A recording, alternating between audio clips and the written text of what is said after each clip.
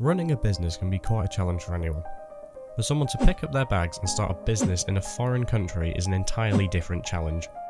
Meet the ambitious expats who chose the city of Breda as the place to kickstart their business. Welcome to Foreign Affairs. Dorinda Father is 52 years old.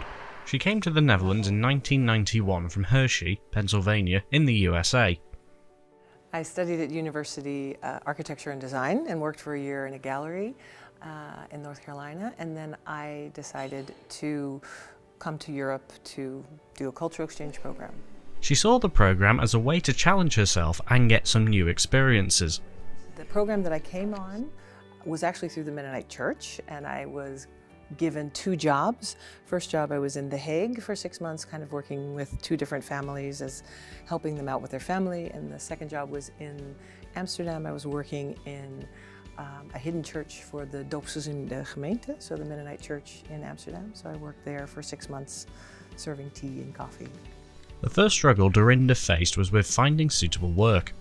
The cultural exchange program that I was on lasted for a year, and I was dating my husband at the time during that period of time, and then I went back to the States and had a job, a project I worked on for 9 months, and then eventually came back to live in the Netherlands permanently. And when I did that, I also decided I had to learn the language, so I went to Leiden University and learned the language, and then I could feel a little more comfortable and at home here. Her expectations of Dutch society also proved inaccurate. When I first got here, I actually thought that it would be easier to find a job than it was. Also because my Dutch wasn't so good in the beginning. I would go to the uitzendbureaus and try and get jobs, but I did everything from working in a warehouse at C&A to working in the bulbs, just putting bulbs into packages to go to Kmart in the States. And I was rejected for a lot of jobs, and it wasn't very good for my self-esteem. I actually thought it would be easier to fit in because when as an American, Americans love European people, so they're very welcoming and open. Some people say it's fake. I don't believe it's fake. If you're with me, you're actually allowed to come to my house and hang out. And so I actually expected people to be excited that I showed up. Nobody cared. So they were just like, just another foreigner. So I had to sort of find my way again, and it was difficult because everything that I thought I was. The town I'm from, everyone knows in America. Nobody knows it here. So I had to sort of figure out who I was again. After a couple of moves between Hillegom, Amsterdam and Heemstede, she eventually ended up moving to Breda for her husband's work. When we made the move to Breda, my children were 1 and 3, and so I actually had stopped a job that I was working and had built up. I was managing one of the locations, and I really had to start over here again. I didn't know anyone, and I ended up joining an international women's club, and there I made some connections, and that's where I actually ended up taking my first yoga class, was through a woman who taught yoga at the International Women's Club. Throughout her first year in Breda, she did a lot of yoga classes to help her connect in the community. When I started doing yoga, I was taking as many classes as I could from this woman. She was British, and I was following her all around Breda because I really liked what she was doing. But after a year, she actually left and moved back to England, and no one else taught power yoga at that time in Breda. So I ended up taking over her existing classes before I even had a training.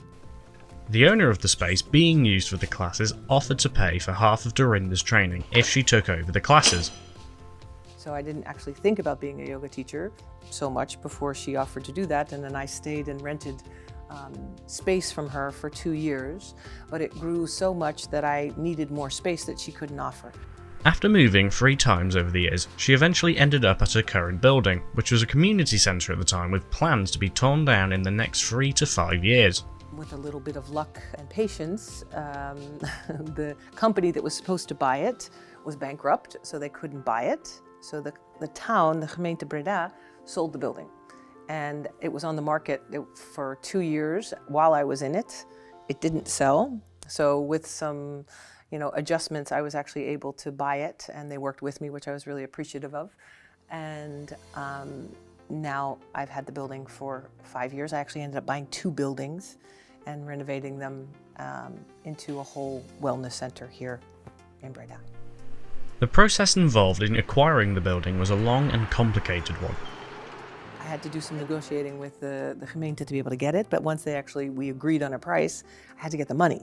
So it was also not easy. 4 banks turned me down, 5 banks turned me down. Finally, I found a bank that would work with me half the way, which was Triodos. And then I still needed a bit of money, so I did a crowdfunding with my own accountant and my own clients, and within 2 months I had 80,000 euros, and that's what I needed to buy the building. Despite these difficulties, she was encouraged by the community support and was determined to secure the building. I actually have 3 businesses, and one of them is the building. The building is 1,300 square meters. And I have probably 10 people who rent spaces from me, acupuncturists, massage therapists, coaches, and they come and have permanent space. And there's other people who rent spaces for just a day event. That's also possible. Her own company, Yoga Site, also rents from the building. So Yoga Site is teacher trainings and workshops and regular classes. And we probably have about 50 classes a week for regular people, but I'm really specialized in higher trainings, so getting people more into advanced levels. Part of her work is helping people find their purpose and connect better energetically to who they are. So I give people different techniques to calm down. So I believe that if you can control your breath, you can control your mind. So I do a lot with different techniques that can help people really connect better to their own energy, to their own soul's purpose. And from there, people just become happier. Dorinda's contribution to the yoga community is recognized and respected. The quality of what we do is very good, so the reputation that we have is high. I was one of the first yogis, I don't know, in Breda or in the Netherlands even, to do a higher level training, a 500-hour teacher training. We were one of the first to do that. I did a lot of things with Yoga Magazine, was even advisory for them, and they have interviewed me several times and been in the magazine and done other things. So I'm known in the yoga community. She still looks for new opportunities to develop her business.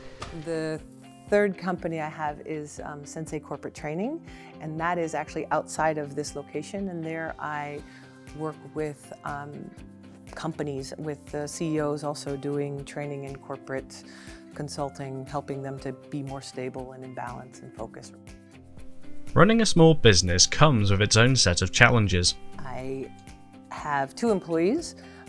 And I think the Dutch system makes it difficult sometimes also to have employees, because if anyone is sick, it also makes it very hard on the company to stay above water because of the commitments that are made. So it is not easy to have a lot of employees, so I try not to.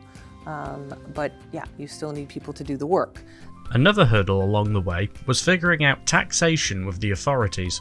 Most of the people who work, the teachers who work here, have their own company, and they work at other locations as well.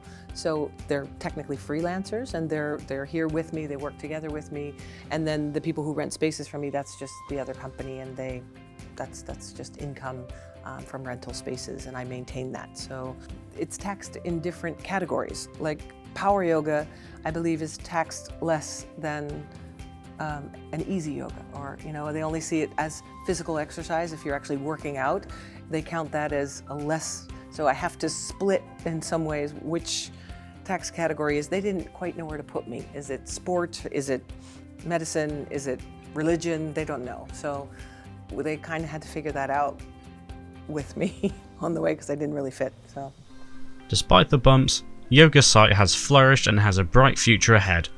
I'd like to see Yoga Site continue to grow in the way it offers advanced training. So I have foreigners come. I have Robert Bustani, who comes from Texas. I have Nikki Foreman, who's now coming from Israel. I have other teachers coming from different places in the world, because I really want to attract